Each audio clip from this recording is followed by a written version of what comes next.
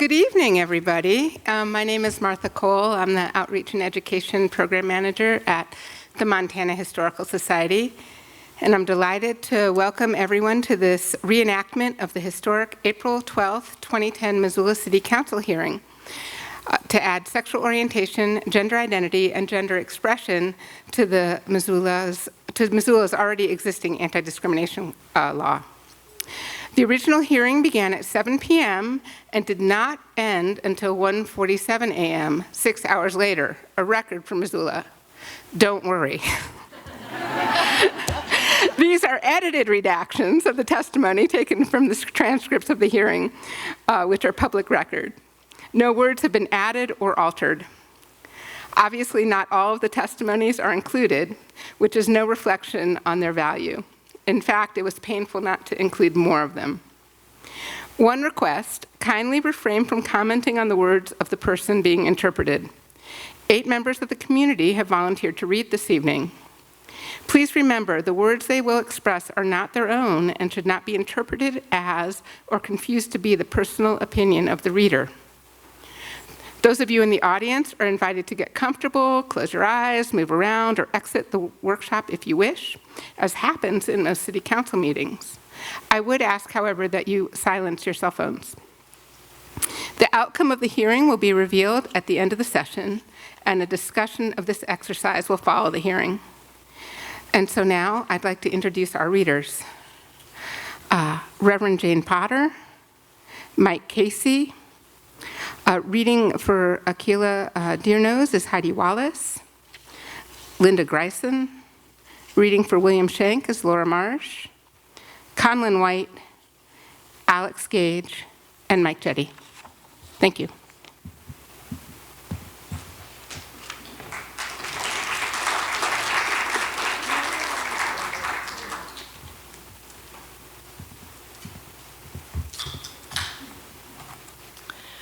Martha Rabine, City Clerk, said, "The meeting of the Missoula City Council was called to order by Mayor John Engen at 7 p.m. in the council chambers at 140 West Pine Street.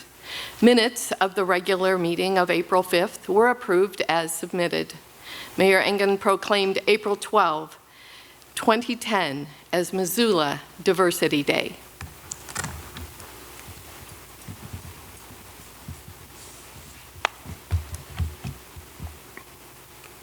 Mayor Engen said, "Typically, ladies and gentlemen, we have a staff report from one of our staff, but we have a number of folks sponsoring this legislation this evening, so we'll have presentations from those folks to begin with as part of our staff report. In the interest of fairness, I had a request from folks who've led some of the efforts in opposition to this ordinance, so I've offered them time to speak as well. My recollection is that Ms. Rye was going to begin our staff report this evening.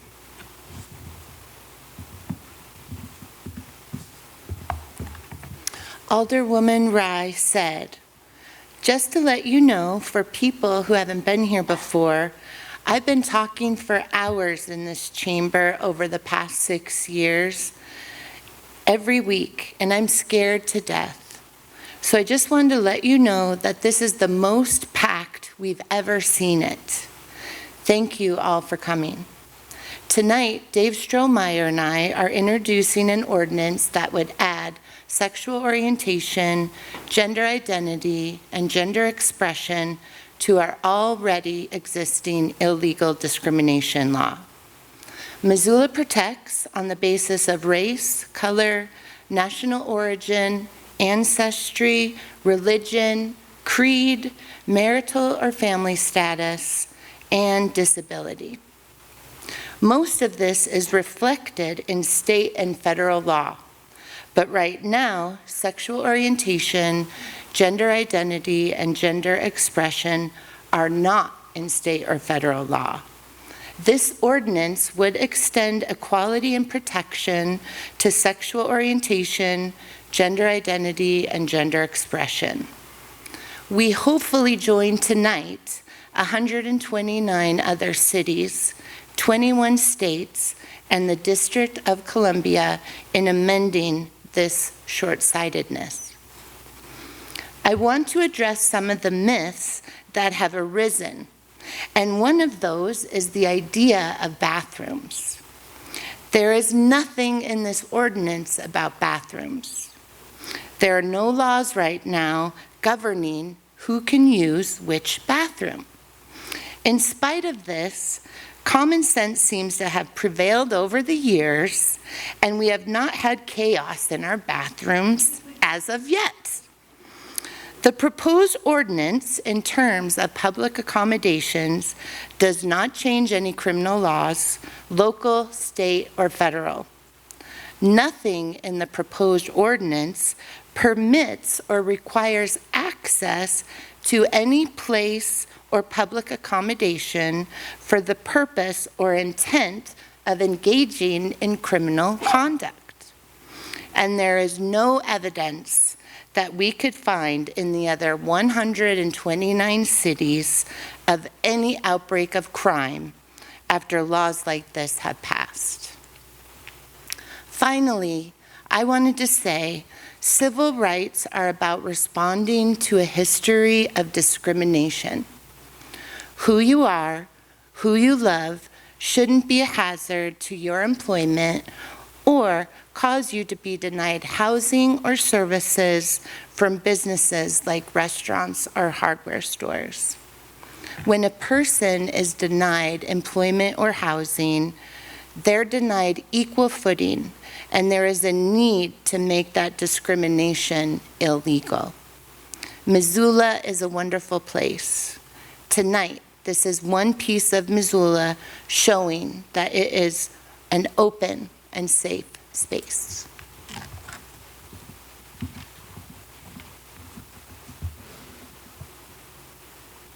Alderman Strohmeyer said, "Thank you, Stacy. And thanks to everyone who came out tonight to share your thoughts on this ordinance, which I think is an important step, indeed an historic step for the city of Missoula. I think, as we'll hear from others tonight, discrimination is a very real and present issue in the city of Missoula based on sexual orientation, gender identity, or gender expression. There have been those who have articulated doubts about that, but I think you will hear overwhelming testimony tonight that discrimination is real and does exist in Missoula. With that, I look forward to hearing from folks tonight, and unless Stacy has some additional comments, that would end my comments on the ordinance.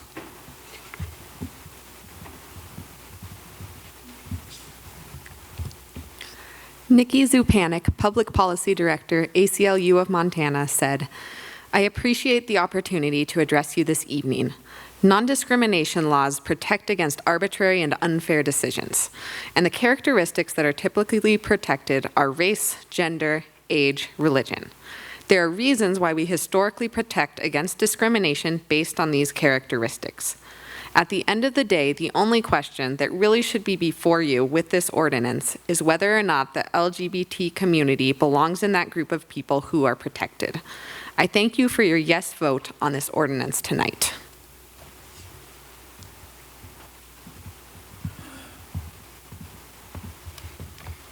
Jamie Greer, Montana Human Rights Network said, "Members of the City Council, thank you so much for your time and your patience. We know there's strong support for this ordinance from the Missoula community, including by many of the people here tonight, who are here to be proponents and testify before you. I've refrained from discussing my personal history or sharing my own story during this campaign, but tonight, I kind of wanted to share what happened to me when I came out to my father as a gay man. I was born and raised in Gallatin County, and I came out pretty young. It might surprise a lot of you to hear about an 8th grader coming out at Chief Joseph Middle School in Bozeman, Montana. But it did happen. It was me. I met resistance from my peers, my teachers, and others, and I'm not here to share my stories of discrimination. What I am here to say is my father's reaction. My father would classify himself as a conservative. He grew up in a Southern Baptist church, and he's a veteran. When he heard his only son was gay, his response was that he was proud of me, that he loved me, that he was afraid. And I asked him, "Why are you afraid?" And his response was that he knew that my life was going to be more difficult as a gay man, that I was going to face discrimination and hardship. It would always be an uphill battle. And that's why we're here today. That's why our coalition is here today. That's why the people who have supported this ordinance organizations, and the 3,200 people who have signed these petitions are here today. Thank you so much.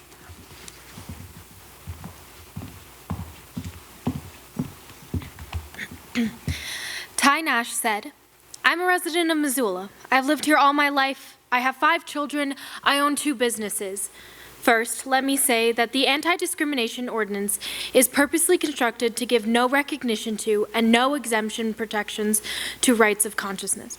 And because of that, because of the intended omission of this fundamental protection throughout the language of this ordinance, it sends a very loud and clear message that the real purpose of this ordinance is to force change in the moral composition of this community. This ordinance is not simple. It is massive in its social implications to the community. It's written purposely vague in its definitions. It is confusing, it is oppressive in its legal consequences to our business and public economy leaders. And it causes unforeseen problems with the rights to privacy, and most seriously, it encroaches upon the safety protections that are expected by all women and children in this community. Because of the recklessness of this ordinance and the unnecessary overreaching implications that it will put upon Missoula citizens, should this ordinance pass, let every council member who votes for this ordinance know that there is formed a highly organized community of citizens who come together like I've never seen or witnessed in my life in this city. And your aspirations of future political service will be severely challenged upon re-election. This ordinance goes against the will of this community. I'll repeat it again. This ordinance goes against the will of this community.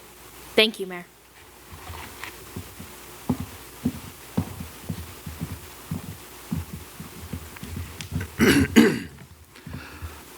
Bob Lucino said, "This is not easy for me to do tonight, fellow Missoulians, fellow citizens. This is not easy at all. I possibly risked friendships following my words tonight. I don't hate anybody. I much prefer to bring smiles to people's faces than frowns.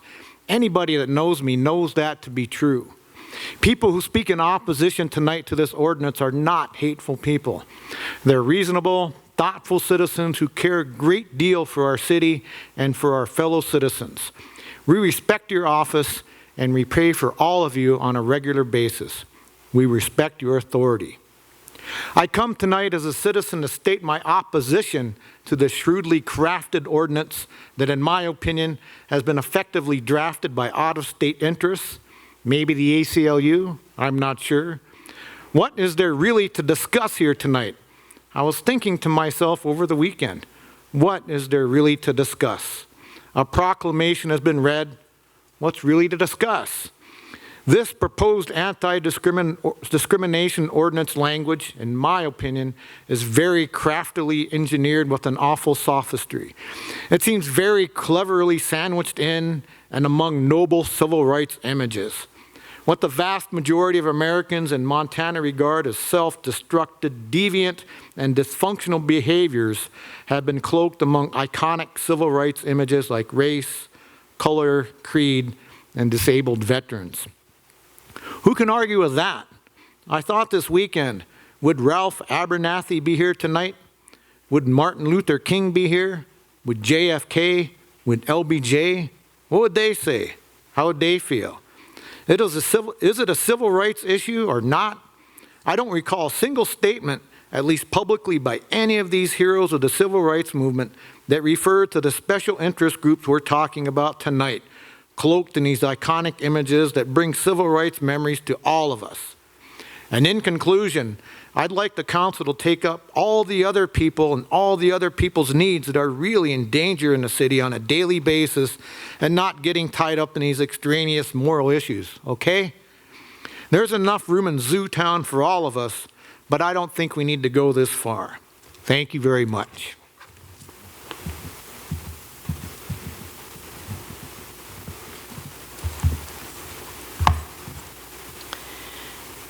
Harris Himes said, "I do not want the epitaph of this city council, and I speak to you in a friendly manner as much as possible on this, that this is the city council that bankrupt the city of Missoula because it very likely could." And I tell you, the very first time that a gender identity man walks into a woman's restroom and does something that strikes psychological fear and apprehension in a child, a lawsuit will come against this city because of this ordinance. And you will know real litigation costs above and beyond the First Amendment things. So I appreciate your time as a pastor and as an attorney. Of course, I have much more to say, but thank you very much for your attention. And I beg you to remember also, for the sake of your souls, this is a sin and you should not support it. Thank you very much.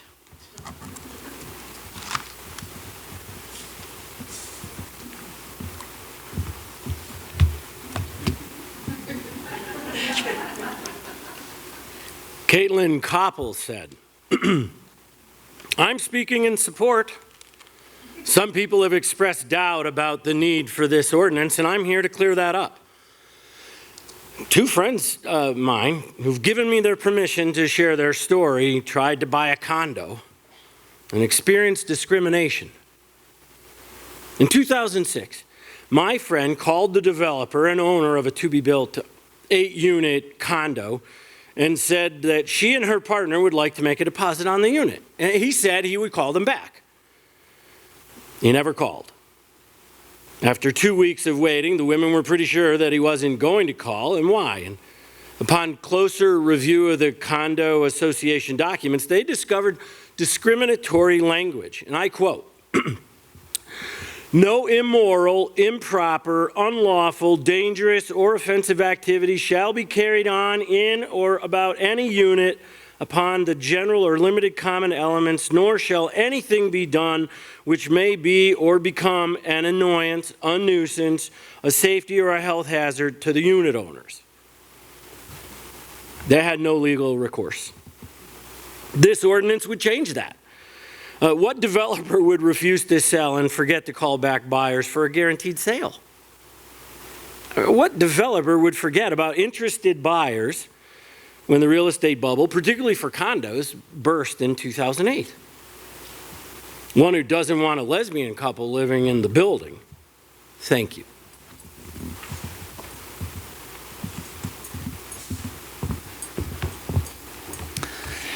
Frank Chappelle said, a life resident of the great state of Montana and 20 years resident of the wonderful city of Missoula, and what an honor to speak before you. 154 years ago, our forefathers started making laws and they haven't quit. For some reason, every time we elect people, they think they have to vote more stuff in. Believe me, the book's getting pretty thick, okay? The people can't afford it. Yeah, we have problems. They have problems. We have problems. I don't hate anybody. I don't want to hate anybody, and I don't think any of us want to. The way to solve this problem is not by making a special group that gets special rights. Hey, if a room full of Grizz fans can tolerate a Bobcat fan, this isn't a big deal. So why do we need it? Thank you so much for your time.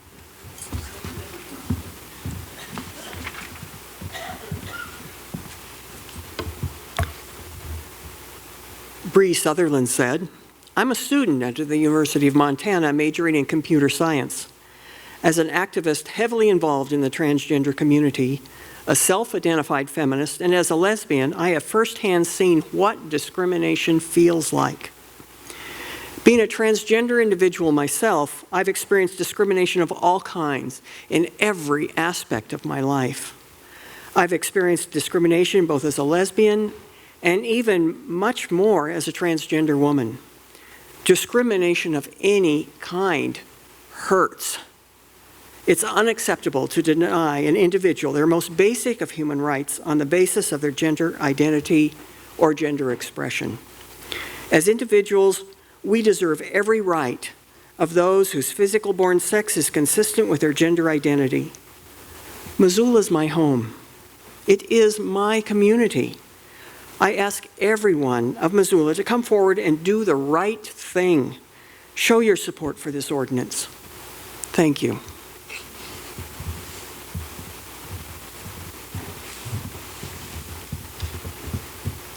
Bernadette Meath said, I'm a licensed clinical social worker and a Missoulian. Imagine you have a job, which is hard to come by these days. You also have a secret to keep. You're part of the LGBT community. You go to bed each night wondering if you'll be found out and fired from your job. Each day at work, you wonder if today is the day. It's not because of anything you did wrong, it's just because of your sexual orientation or gender expression. The stress is enormous. Experienced on a daily basis, this kind of stress leads to a number of mental health issues, including anxiety, depression, panic attacks. There can also be internalized feelings of loneliness, abandonment, desperation. Suicide rates in the LGBT community are higher than in the general population. LGBT kids drop out of school because of bullying and are also at greater risk of suicide than their heterosexual peers. These conditions do not have to play a role in anyone's life. The passage of this ordinance will send a clear message that discrimination will not be tolerated any longer. Some will testify that homosexuality is an abomination. This is a religious belief and not a secular issue. Some say that homosexuality is a choice. Clearly, if it were a choice, one would certainly not choose to be a target of hatred. Is heterosexuality a choice? Does a person change after you find out that they are gay, lesbian, bisexual, or transgender? Aren't they the same person they were just a few seconds before you knew who they were? Fear is a great deterrent for living one's life fully. That's all we're asking tonight. The right to live life fully without fear. Fear of losing a job, of being evicted from housing, or just not being hired because of how we are perceived. To finally be part of the freedom and justice for all. I urge you to pass this non-discrimination ordinance, and thank you for your time.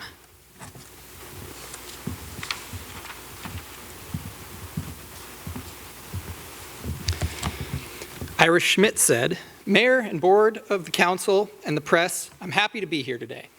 I want to say that I have no hate in my heart at this time. I can honestly say I feel love, and I'm sorry for those who have been hurt. If they have been discriminated of some sort out of maybe their misbehavior, I'm sorry for their behaviors. But, however, I am a mother and a wife.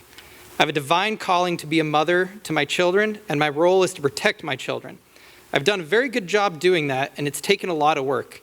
That means shutting off the cable, that means watching the internet, what they're on, and monitoring it because they can become desensitized. My children are so important to me.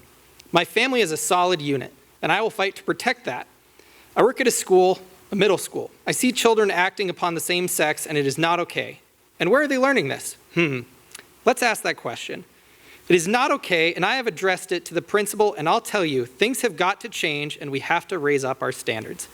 Let's do it as a community. Let's take up a higher standard for our families. Let's put the core into families. I'm against the anti-discrimination. I am. I'm a religious person. We have choices, and I choose family as my core, and I wish everybody would choose their family as a core. Husband, wife, children, raised on principles and standards that are good for our community. That helps our community, that makes strength. We can move mountains with principle and acting on principle. Please, I have no hate. I have no hate, and that's what this is becoming as a hate issue. According to someone who had just spoke not very long ago, they had said all these community places were supporting the gay gender. Well then, where are they being discriminated if all these public places are for them? Where are they being discriminated? You know, but when it comes to values and family, I love my family. And I wanted you guys to know that, and I will do what it takes. If it takes shutting off the internet, if it takes describing how the children are demonstrating gay actions, I will describe to my children that it's not appropriate, because it's not appropriate. It's not appropriate behavior, and if they're born that way, there is counseling and there is help. If my child was gay, I would love them just as I love all of you in this room.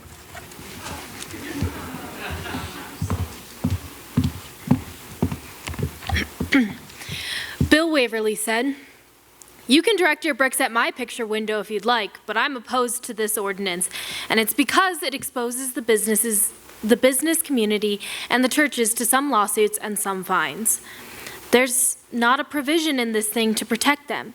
It's been back and forth by the different speakers here, but I read the thing several times, and I've watched its iterations, and I think that you could rewrite this thing so that it will be acceptable to both sides.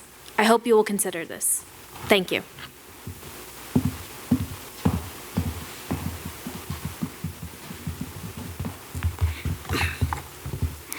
Melinda Gopher said, I'm a Missoula resident.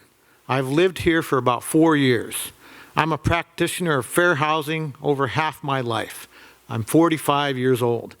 I served as a tester, initially bringing fair housing law to Montana, and at that time we found that almost 60% of instances that we tested, Native Americans were discriminated against in housing.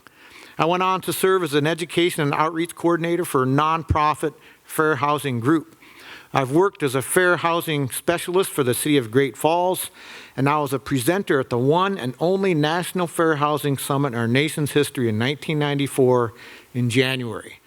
On behalf of my husband and myself and my 4 children, he's a combat veteran, we support this ordinance. The thing is, there's always a good reason to discriminate. There's always really good reasons to discriminate, and that's what laws are for, so that we can have an equal society. I commend you for your eyes on this. Thank you.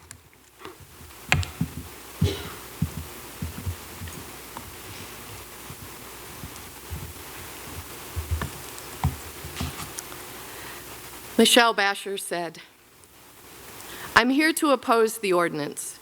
I am a Missoula resident, business owner, and mother of 5 children.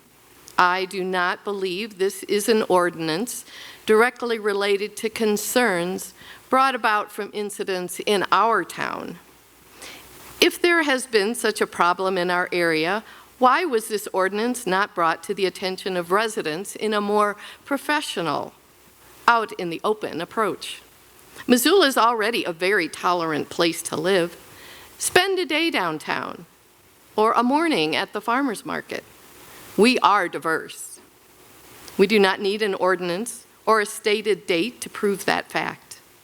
If you look at and read the websites of the organizations pushing this ordinance forward, like that of ACLU of Montana, Montana Human Rights Network, and Forward Montana, this is most definitely part of an agenda. I would like you guys to vote no on this for many reasons. Thank you.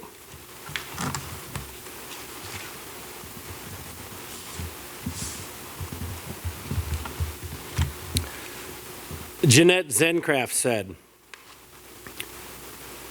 I'm speaking for 36 women in Concerned Women for America here in Missoula City. You are preparing to pass a draconian city ordinance because of discrimination in the workplace and accommodations here in the city. If Missoula City fits the national pattern, and there's been a great exaggeration about discrimination against gays and lesbians in the workplace, the landlords will lose their freedom to control the overt behavior of homosexuals and transgender people in rentals, where family people also reside. The classic example of what happens when landlords lose their freedom occurred on Fire Island in New York 30 years ago.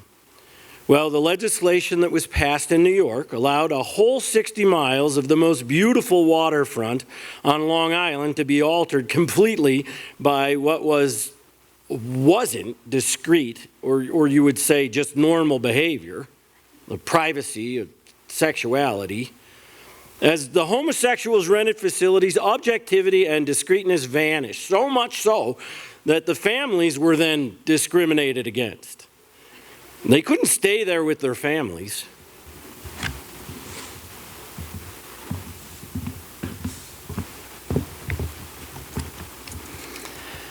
Patricia Clay said, I have been a resident of the Missoula area for 11 years. My husband owns a business here. My children attend school within the city limits, and I do all of my business within the city limits.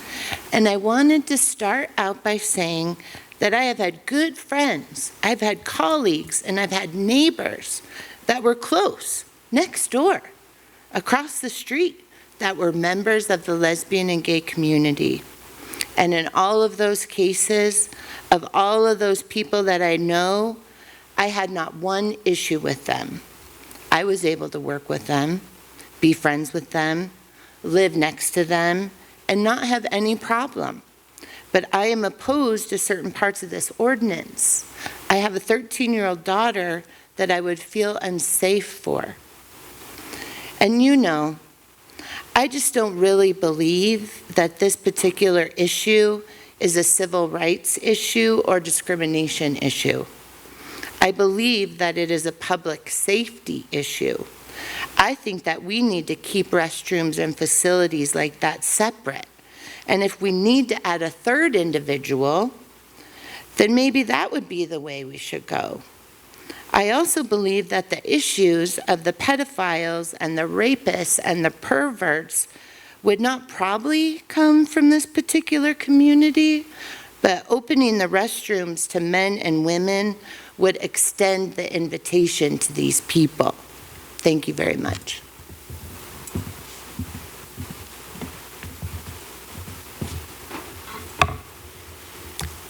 David Herrera said, I live up the Rattlesnake and work as a sole proprietor in downtown Missoula. I worked in public health, specifically in HIV prevention, for over 25 years and conducted civil rights work for even longer. I'm here to urge you to support the ordinance to include sexual orientation, gender identity, and expression in Missoula's non-discrimination policy as it pertains to housing, employment, and public accommodations. As a Latino gay man, and for the record, I don't differentiate between the two, my sexual orientation was no more choice than my ethnicity. That's my experience. As a Latino gay man, for the past 2 days, I've been compared to rapists, to pedophiles, and adulterers. I truly hope the council members are able to see the truth about who we are as gay, lesbian, bisexual, and transgender individuals. We are your sons and daughters, aunts and uncles, mothers and fathers, doctors and lawyers, legislators, artists and business owners, students, and retired persons. We are Latino, Native American, of European descent, Asian, and of all other ethnicities. We are Catholic, Christian, Muslim, agnostic, Jewish, and all religious faiths. We are even Republican, Democrat, Libertarian, and Independent. We are homeless and housed, rich and poor, young and old. We worry about taxes, health care, paying our monthly bills, and caring for our families. In short, we're much like everyone else. If you have family or friends that are gay, lesbian, bisexual, or transgender, then you probably already know this. I believe we should be judged based on our merit, character, integrity, and abilities, not based on who we love. This ordinance is about fairness and equality. It says that we really believe the American promise that everyone should have a fair chance to be everything they possibly can be, that they can go as far as their intellect, determination, and creativity can take them. Please vote to help us achieve that promise for all Missoulians. Thank you.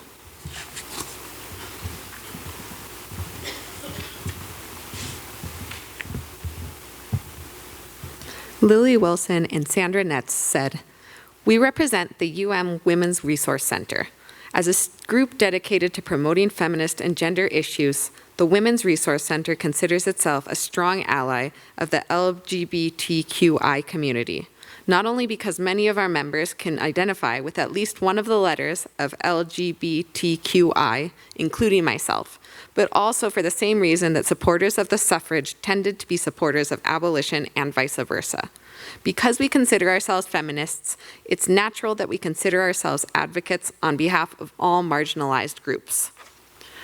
The LGBTQI community is patently a marginalized group, and we fully support ending discrimination against them.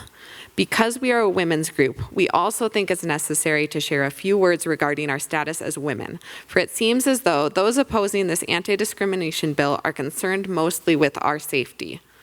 The Women's Resource Center fully supports the passing of this ordinance and does not foresee it causing any harm to women. To the contrary, we foresee it sending the message that all women, including trans, lesbian, bisexual, and queer women, have intrinsic dignity and rights.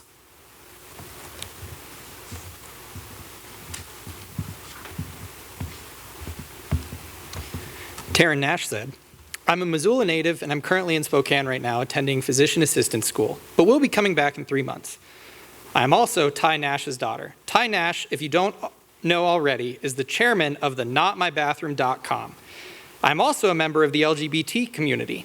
I'm here for 2 very important reasons tonight, and I appreciate you listening to my short statements. The first is to address my father. He just left. I don't know if you saw that, but because of my presence, I believe he left. Dad, I strongly disagree with the way you've been portraying the LGBT community, who are my friends. You've gone too far. I will not sit back any longer and be quiet. I love you because you are my dad, but I have lost respect for you. Your blanket judgments and your irrational conclusions are ignorant, hurtful, and you need to realize this crusade you're on is wrong and it affects me personally. It makes me sad to say this, but Dad, right now, I'm ashamed to call you my father. I'm asking you to stop your ridiculous agenda of battling LGBT rights or you will lose me forever. The second reason I'm here tonight is to encourage the council members to pass this very important ordinance. I plan to practice medicine with an emphasis in geriatric care in the Missoula community, and I hope to live in a community where I won't be discriminated based on my orientation. I also encourage you to pass this ordinance because these wonderful people of the LGBT community deserve protection against discrimination in all areas. They are hardworking, trustworthy, loving, and respectable people, and I am proud to call them my family. Thank you for your time.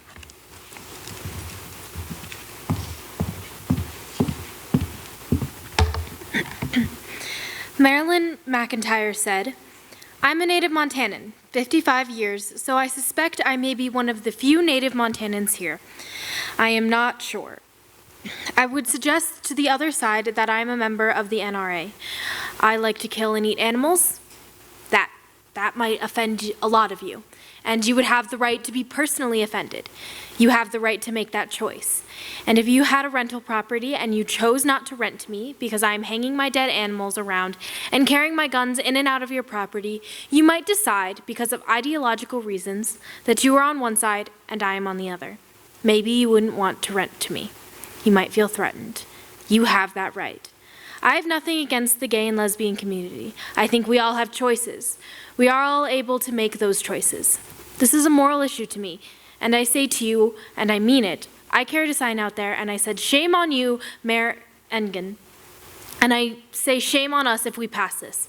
I'm admittedly opposed to this, all of you. Thank you.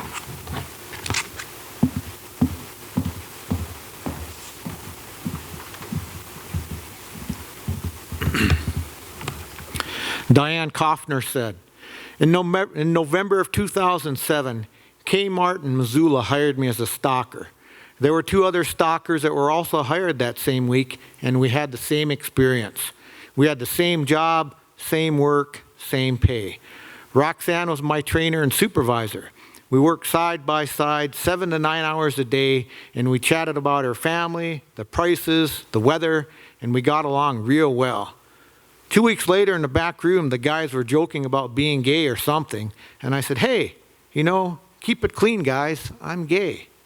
And they kind of laughed uneasily. After that, everything changed. I was buzzed in at 3 a.m. each morning when I got there, but someone had to come in and let me in, unlock the door. No one, when I buzzed on that morning, no one came for me like for 15 to 20 minutes, and I was late punching in and got reprimanded for that too. When I saw Roxanne, I asked her where the toilet brushes went, and she kind of looked at me, but she didn't. She looked right through me like I wasn't even there. She didn't say anything to me at all, but I could feel her hostility. The store manager later that day called me in and said, you are mandated to stock 50 boxes in an hour for every hour you work, or you will be fired. No one else was given that mandate for their job. A week later, the manager called me in again and said, you didn't meet that 50 box an hour requirement, and you're always late, so you're being let go. I was astounded. I worked hard. I worked real hard, and I was being fired for being gay. It wasn't right. That day, I went over to the Mansfield Library and got into one of the websites there, and I filed a claim with the Equal Employment Opportunity Commission. It's a federal commission. Their closest offices are in Seattle. A week later, I heard from a representative of the EEOC.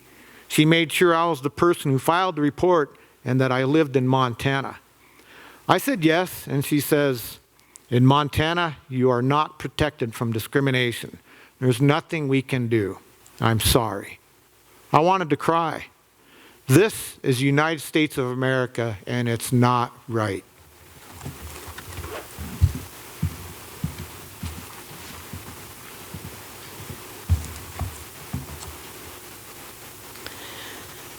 Gordon Dexter said, I thank you for the opportunity of speaking.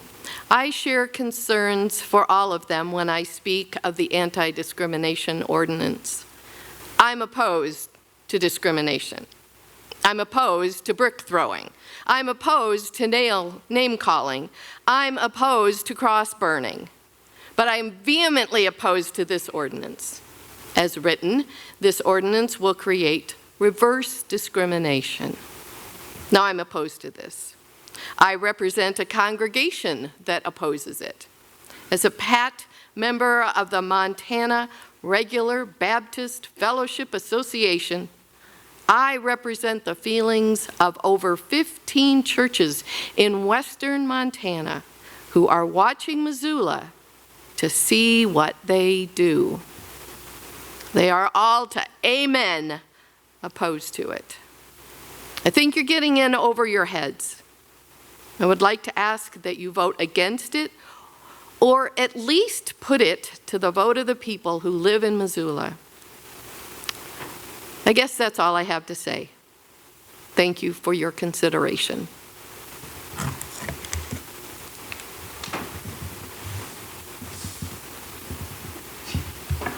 Mary Nordhagen said, I am currently the chair of the Unitarian Universal Fellowship in Missoula. And we are lay-led, so we have no professional minister to eloquently speak for us or to argue theology. For me personally, even speaking in public is more than a bit of a stretch, let alone waiting hours to do so. But this is too big of an issue for us to remain silent. Too important an issue not to make a public stand. Many of you here probably don't even know what Unitarian Universal is or what we stand for. We have a long history and a proud tradition of working for religious freedom, working for inclusion, for tolerance, celebrating diversity.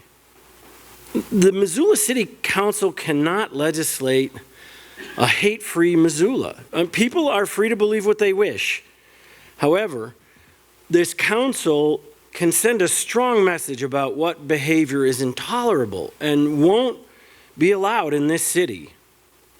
The Unitarian Universal Fellowship of Missoula supports this amendment, and we encourage each member of the council to vote in favor.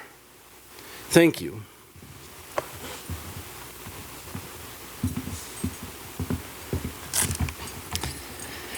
Kelly Hersman said, I am a native Missoulian and I'm a city resident now. I oppose this, and I oppose those of you who are going for this, and my vote will count. I ask that you please vote no on this, and I thank all of you tonight who on religious and moral grounds has stated everything that I've wanted to say. So I'll keep it short. Thank you.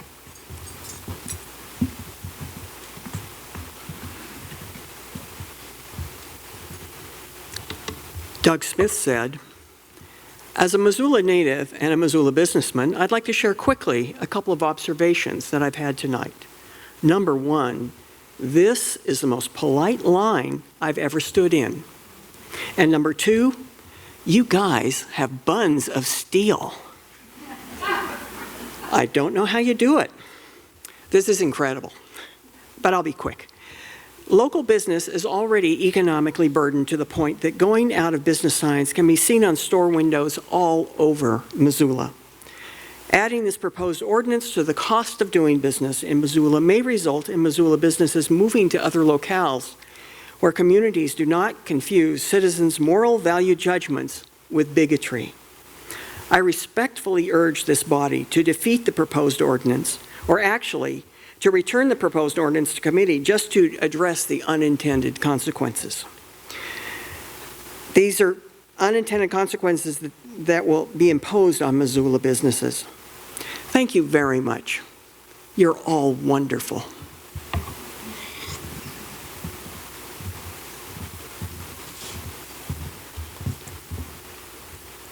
Carl Williams said, I do reside in Missoula. I am opposed to this amendment. Sorry. Everybody has said a lot of great things, but what I look at is of 3 to 5% of the population, approximately 30% of them are discriminated against, and you're asking 100% of us to bear that in another city ordinance on the backs of small businesses.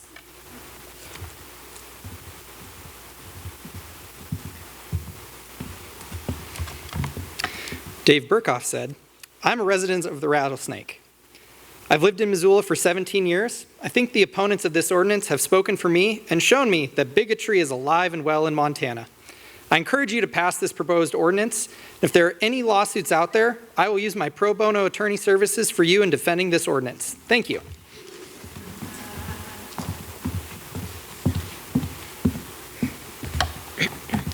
Emily May said, I live on California Street, and I am currently serving as the Vice President of the Associated Students of the University of Montana. I am here representing approximately 14,000 students whose representative body has recently chosen to support this ordinance. We don't all vote here, but most of us live here. We've prioritized civil rights issues in the past.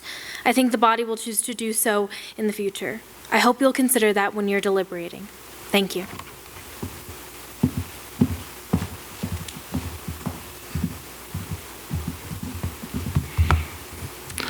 Mark Andelick said, I'm wearing 2 hats tonight.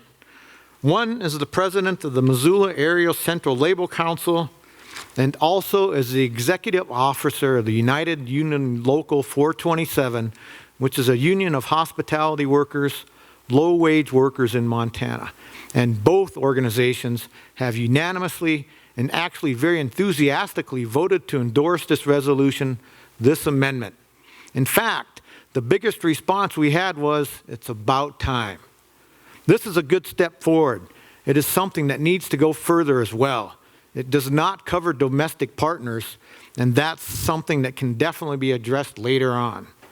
One last thing is that this will be an economic good for Missoula. I think you underestimate the economic power of people when they feel welcome to come to Missoula, to visit here, to have a convention here, to spend their money here. That is not to be underestimated. The time to pass this is now. Thank you.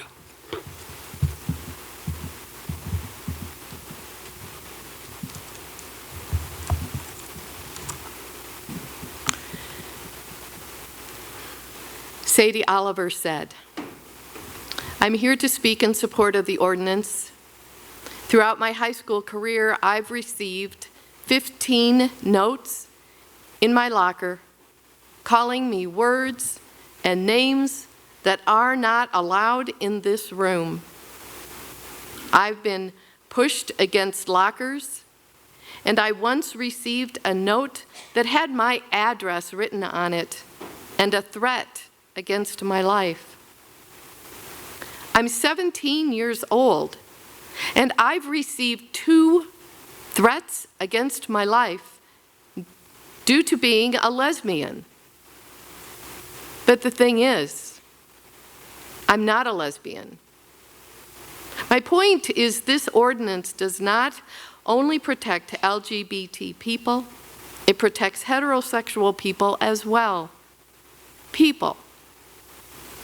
Any girl that has short hair, any guy that has long hair, any girl that doesn't want to wear a dress, or anyone that is perceived as homosexual, even though they're straight, but they're mistreated because of it. This ordinance isn't right simply because it protects the gay community. It protects people. And I don't see how religion or discomfort with a sexual practice different from yours, or having a problem with someone wearing a dress when you think they should wear pants, comes into this equation in any way, shape, or form. And I hope that you pass this ordinance, because if not, I'll feel that this council has failed.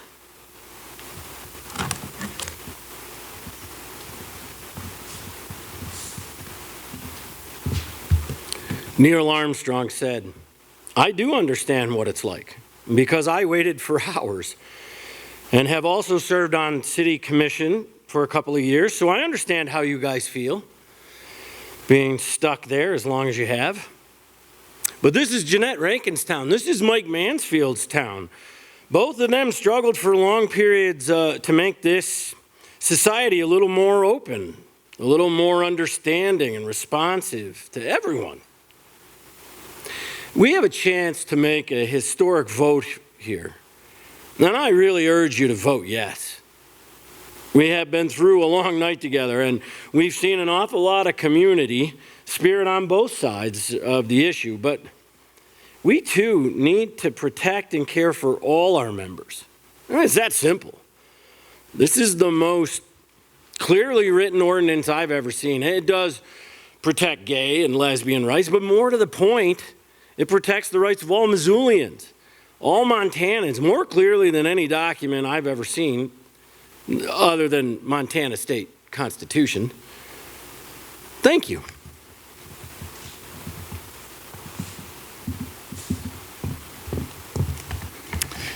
James Verlanik said, "Okay, I'm here to voice my opposition to this ordinance. Many prior speakers before me have said that this is much too important of an issue to be voted on by just a handful of people. Representative government was designed when people were far away from their legislatures, and now our constituents are right here.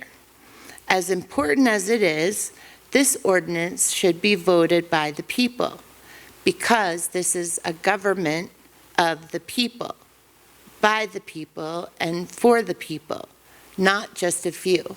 Anyway, thank you."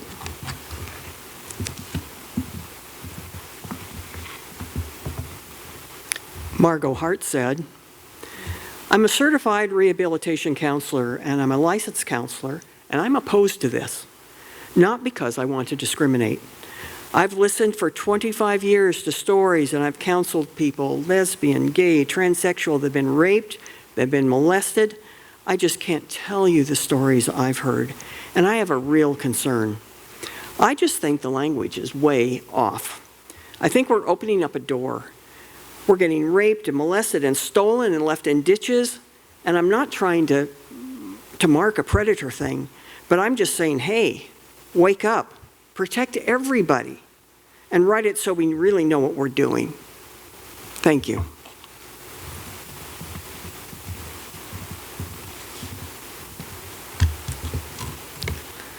Spider McKnight said, "I'm a resident of Missoula. I own a business in downtown Missoula. And I just want to say that I recognize that you all are very tired. I'm very tired. But I want to talk about a bigger context of being tired. I think a lot of us here feel tired in a different way. Tired for me personally, tired of being called names, tired of being chased, tired of having my friends' houses burned down all because they're gay or lesbian, tired of being beaten myself, tired of having to come to meetings like this, tired of being told I'm a sexual deviant, tired of being told that you don't hate me, but you don't want me to have my rights.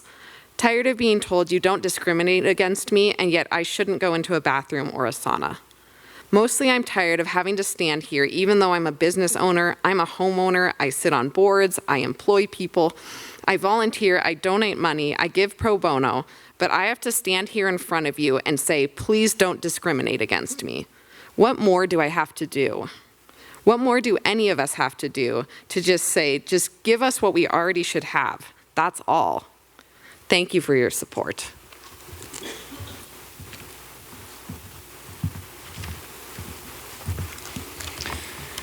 Dave Hawley said, I'm a Missoula resident, and I had an employer a number of years back drive by my house, see a car parked at my house with a gay sticker on it. He told me later and asked me whether I was gay. He told me if I were, he would fire me. I needed the job, I lied. Be nice to know that I wouldn't have to. Thanks.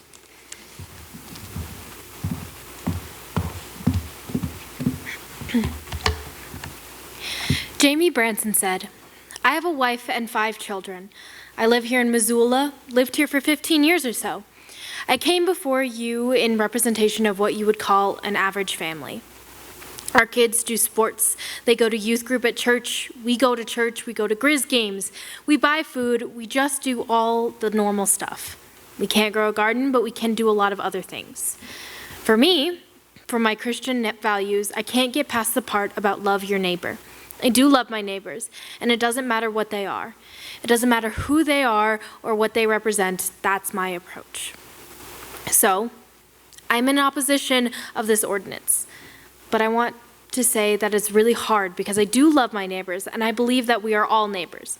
I have to be in opposition because I've got a duty to raise my family in the way that I believe, and that's how I believe. All that said, fine line. Thank you.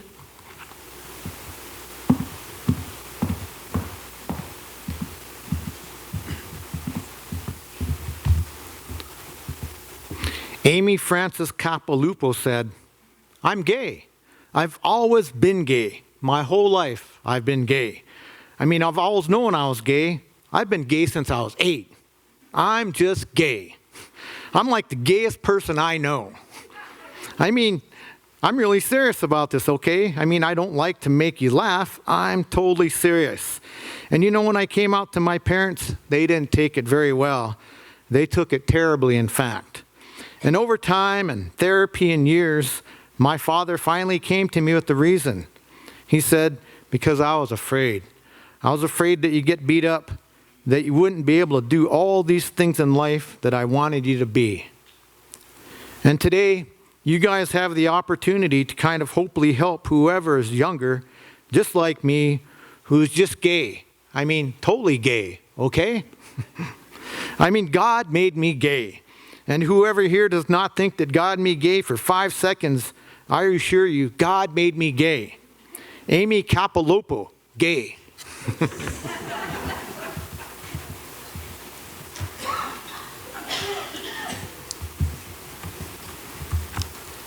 Mayor Engen said, thank you. Any additional comment on the motion to amend? Seeing none and no discussion, we will have a voice vote on the motion to amend.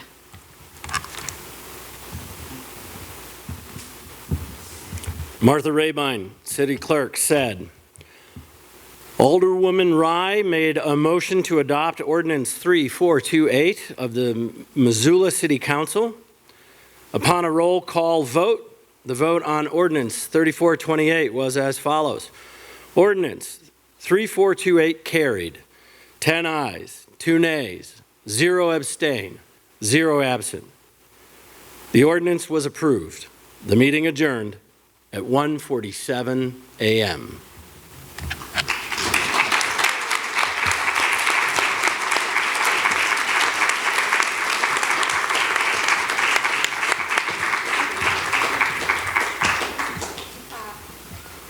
I'd like to thank our readers, and I'd like to invite the playwright, Gregory Hinton, to the stage.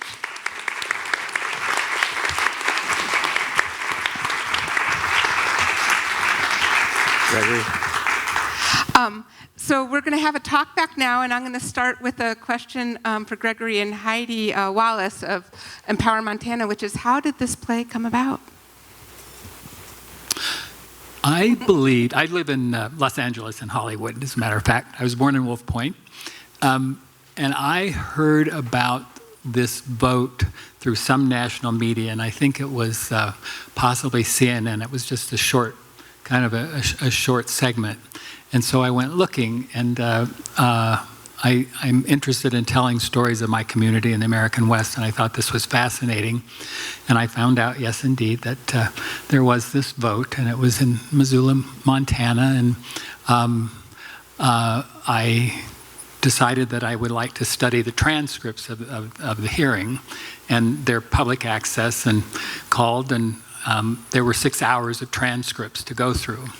And somehow I managed to paste together what we heard tonight, and I started presenting it. It was presented in West Hollywood, and in Las Vegas, in Arizona, and but I still hadn't gotten around to contacting Heidi about it. I kind of didn't know how she was involved at that point. And one day, I think I sent a cold email and said, gee, I have a program called Diversity Day, and it's based on Missoula City Council testimony. Would you be interested? And she said, Yeah. When Gregory reached out, first of all, we have the Wolf Point connection, so, you know, love is there. But when he said that he named it Diversity Day, that really touched my heart, because how there came to be a proclamation that Mayor Engen signed on April 12, 2010, was because young people from one of our programs, middle schoolers, you know, this was real controversial in Missoula. There was the not in my bathroom. It was very divisive. There was a lot of misinformation. And our middle school program, they choose a social action project every spring. And they really wanted to get behind this and help educate and inspire the community about why this was important. And so while all this real divisive rhetoric was happening and angry letters to the editor, middle schoolers were writing letters to the editor and asking Mayor Engen if they could hold a meeting to talk about why this was so important to them. And they wrote a proclamation called Diversity Day, so that for time immemorial on April 12th, Missoula will celebrate Diversity Day and just honor the unique identities of all of our community members. And, you know, the middle schoolers thought they created a holiday, you know, and for me, you know, Gregory is a LGBTQ historian, and with our programs, that's what we're wanting to teach, is an accurate history of our communities, of our country, and for them to feel connected to making history and to be involved in civic engagement like that was just really amazing. So when Gregory was like, I took the testimony and I named it Diversity Day, I'm like, okay, we're friends forever. And then we were able to host Diversity Day, the play, in Missoula in 2013. And Dave Strohmeyer was one of the readers. Stacy Rye was there. A lot of folks that you saw in the city council proceedings were there. And yeah, it's just kind of grown from there. And, you know, other Montana communities, hi Helena, have adopted similar non-discrimination ordinances. So it just feels really special to have it memorialized by Gregory, to be able to keep sharing it. And, you know, it's still very relevant, these conversations. If I may, I really want to thank Martha Cole and the Montana Historical Society for seeing the value of Diversity Day in our present day climate. And it was very generous of the Myrna Loy to step up and bragging about that, because everybody knows Myrna Loy, so they think that's cool at home, and they don't know what the hell I really do, but I send them the cards and stuff. But I just, you know, it's such a privilege to come back to Montana with these stories, because you know, we were kids in this small town, and our parents all knew each other not our parents, but my mom described her life in the years in Wolf Point as the happiest of her lives, and so it touches me always when I get to come back to Big Sky Country, and again, I'm just so grateful that Martha helped us make that happen. So I have a question for the cast, which was, how did it feel to read people who you didn't agree with? I'm just wondering if anyone, and you don't all have to answer, but if anyone wants to speak to that, how that felt. So basically, I'm opposed to everything that I said. That whole, to the amen and the sin thing, yeah, I'm opposed to that. So it was hard to say it. And then reading the 17-year-old girl just broke my heart. And the reality is that's truth for many of the kids here in Helena or wherever it is that you live. There's still teenagers who are experiencing that. And it's been how many years? Just a few, 14, and that truth is still there, so that makes my heart sad. So thank you for giving me an opportunity to say that.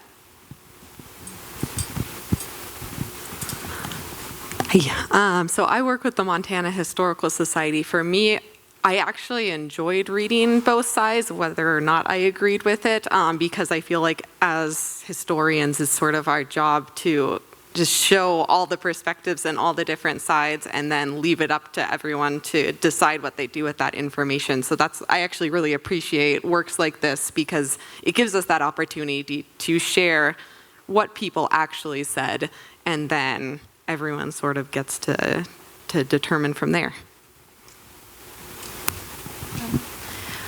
I also opposed a lot of what I had to say personally, but I am part of the LGBT community, and growing up in a small town in Montana, it's a lot of what I had already heard. So it was really difficult, but like you said, getting to share everything that happened that day, not just the things that we agree with, I think is really important and really sheds light on another side, even if we don't agree with it. Anybody on your side of that team? Okay.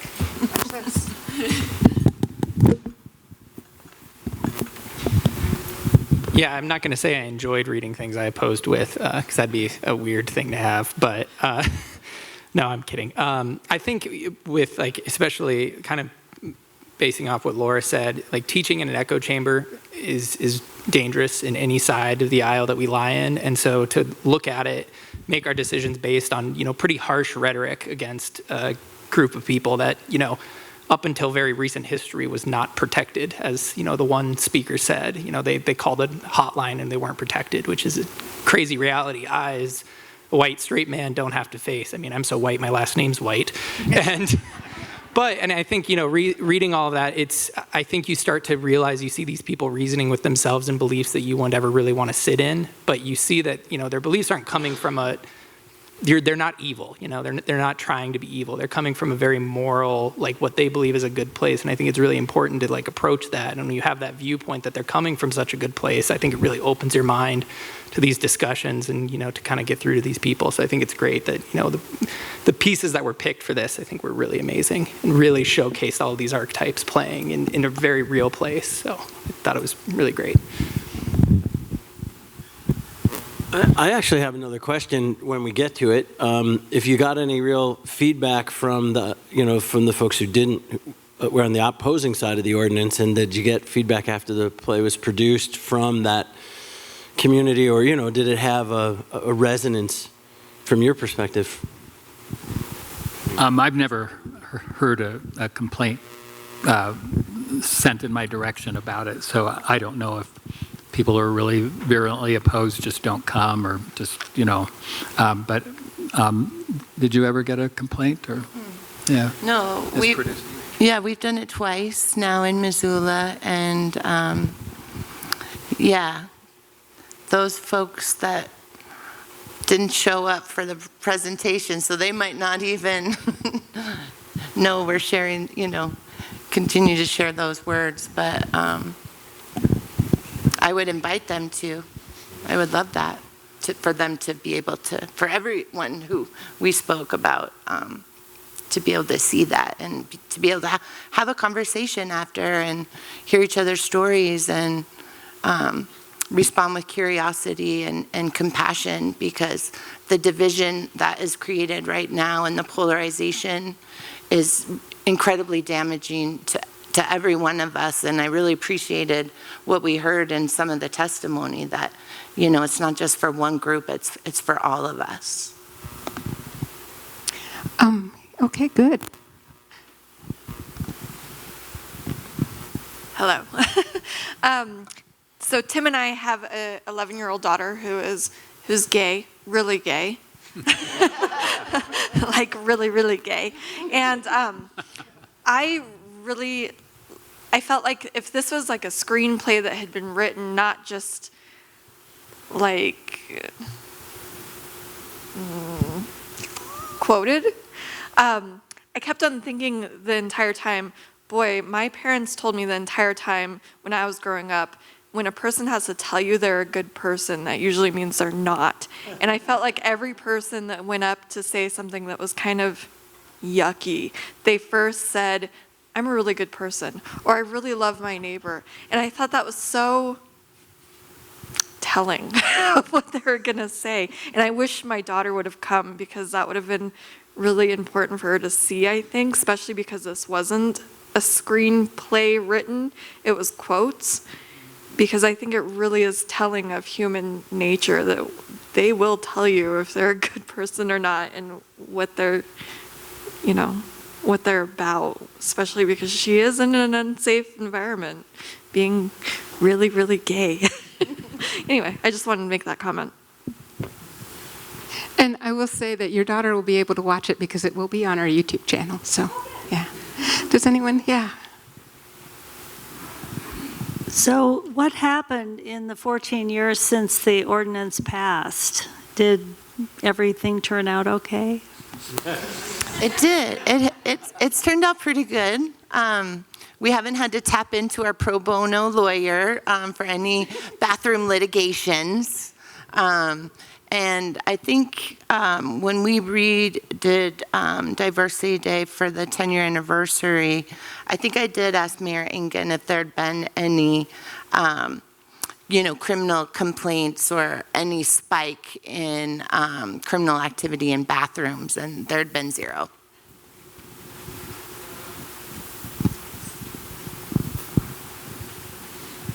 So, my wife and I apparently think along similar lines, because I also am interested in what happened later. And it strikes me, because this is structured similar to the Laramie Project, where it's quotes from the townspeople.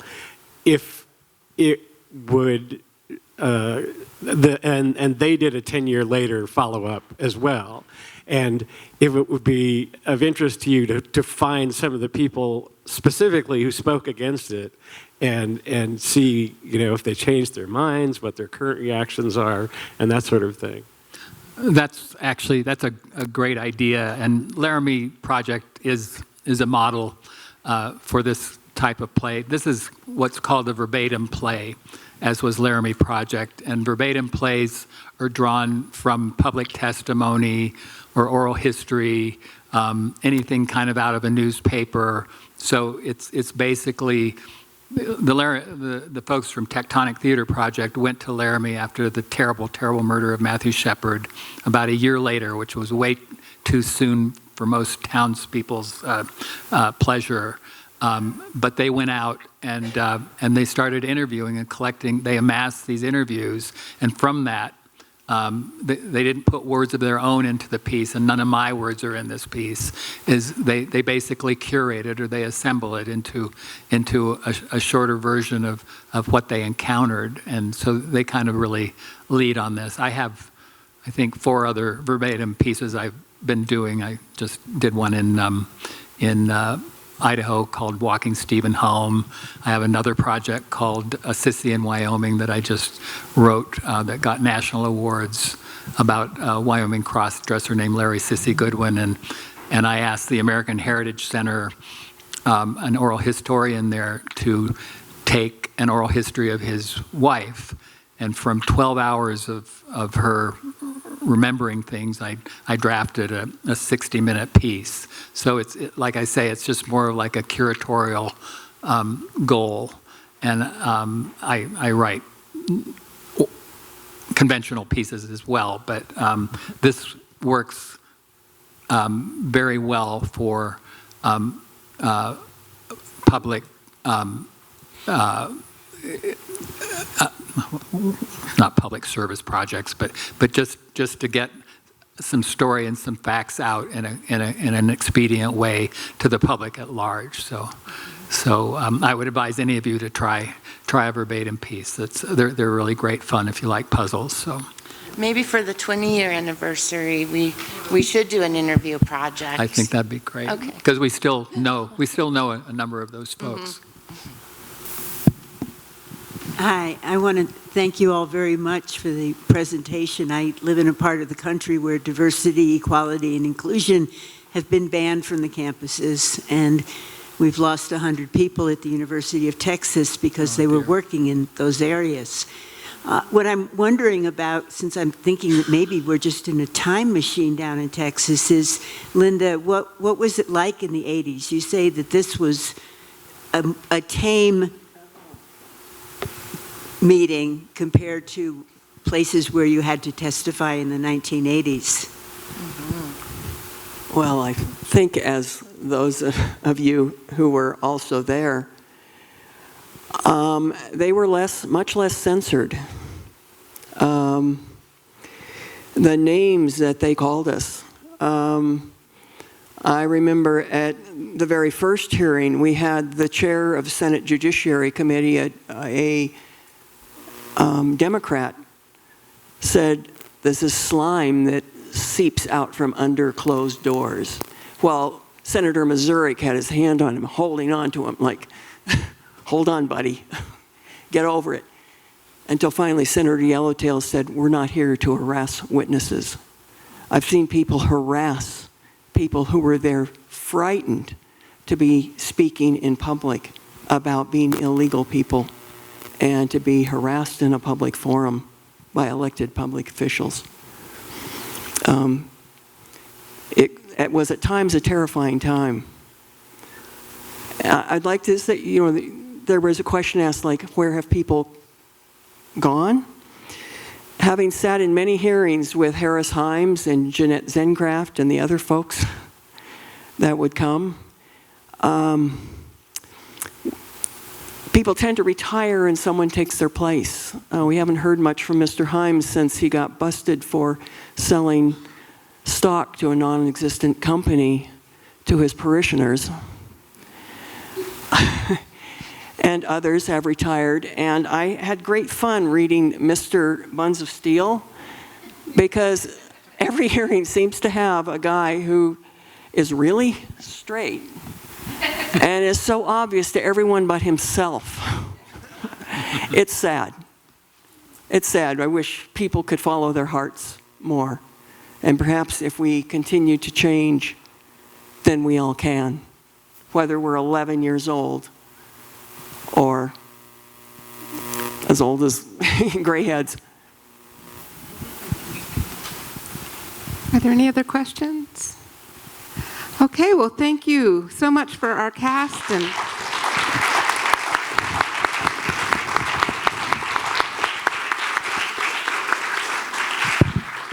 and thank you everyone for coming.